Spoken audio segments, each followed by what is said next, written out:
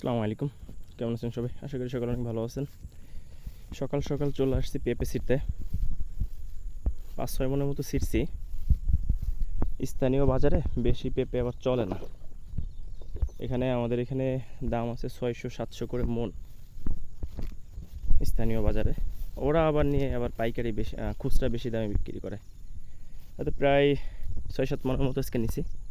কাঁচা পেঁপে আমি চাইছিলাম পাকাইতে, কিন্তু কাঁচা পেঁপে ছিঁড়া লাগতেছে, কারণ হচ্ছে এই পেঁপেগুলো চুরি হয়ে যাচ্ছে। কাঁচাগুলোও নিচ্ছে, যেগুলো 2-1টা করে পাক ধরছে সেইগুলোও নিয়ে যাইতেছে।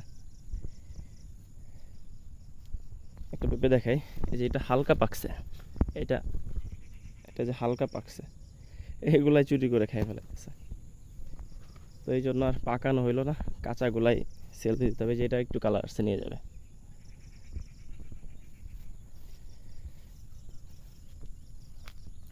গাছ মরার পরও 100-র উপরে গাছ ছিল, টুকটাক বিক্রি করতেছি, চালানটা উঠবে আর কি, লাভ হবে না।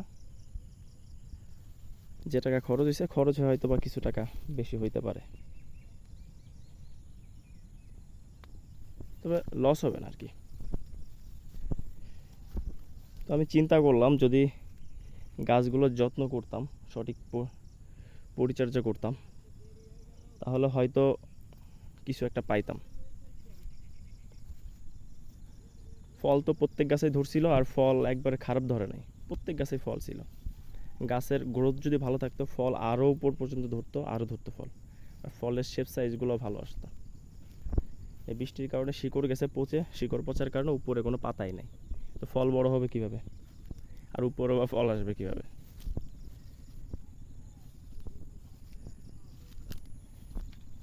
এই সাইডে একটা গাছ দেখাই, সুস্থ আছে, এটা যদিও পুরুষ গাছ, তারপরও দেখেন নিচ থেকে ফল ধরছে, উপরেও এখনো ফল সেটা হইতেছে।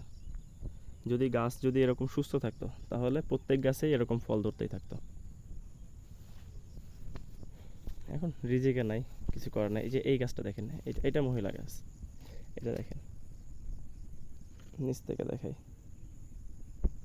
দেখেন উপর পর্যন্ত এখনো উপরে ফল সেটা হইতে থাকছে। সার দিলে আবার যদি আরেক পর্যায়ে সার দেই, আরও উঁচু হবে, আরও ফল সেটা হবে। এই 2টা গাছে সুস্থ আছে, 3টা গাছ, এটা পুরুষ গাছ, এই 3টা গাছ ছাড়া সব গাছই একবার অবস্থা খারাপ হয়ে, দেখেন উপরে পাতাই নেই। এগুলো হচ্ছে শিকড় পচে গেছে, যার কারণে উপরে পাতা নেই।